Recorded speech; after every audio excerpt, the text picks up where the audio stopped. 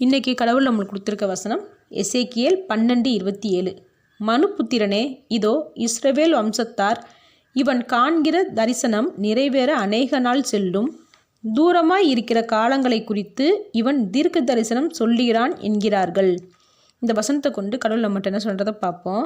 இஸ்ரவேல் மக்களுக்கு கடவுள் தீர்க்க தரிசனமாக தேவன் சொன்ன வார்த்தையை ஒரு தீர்க்கதரிசி சொல்லும்போது அதுக்கு இஸ்ரவேல் மக்கள் என்ன சொல்கிறாங்கன்னா, இவன் சொல்கிறது நிறைவேற இன்னும் எவ்வளவோ நாள் இருக்குது, அதை போய் இப்போவே சொல்கிறான் பாரு அப்படின்றத ரொம்ப அசால்ட்டாக சொல்கிறாங்க. ஏன்னா அவங்க ஒரு கணக்கு போடுறாங்க, எப்படியும் கடவுள் சொன்னதை உடனே நிறைவேற்ற போகிறதில்ல. ஏன் அப்படி நினைக்கிறாங்கன்னா, நிறைவேற்றுற மாதிரி சூழ்நிலையும் இல்லை. அப்படி இருக்கும்போது இவன் இப்போவே தீர்க்க தரிசனம் சொல்லி என்ன ஆக போகுதுன்னு நினைக்கிறாங்க. அதுக்கு தான் கடவுள் சொல்கிறாரு 12:28, என் வார்த்தைகளில் ஒன்றாகிலும் இனி தாமதிப்பதில்லை, நான் சொன்ன வார்த்தை நிறைவேறும்னு சொல்கிறாரு. ஏன் இப்படி சொன்னார்னா, இஸ்ரவேல் மக்கள் என்ன நினைக்கிறாங்க, இன்னும் நிறைய நாள் இருக்குதுன்னு நினைக்கிறாங்க. இப்போ நடக்கிற சூழ்நிலையை பார்த்து உடனே நடக்க வாய்ப்பே இல்லைன்னு முடிவு பண்ணிட்டாங்க.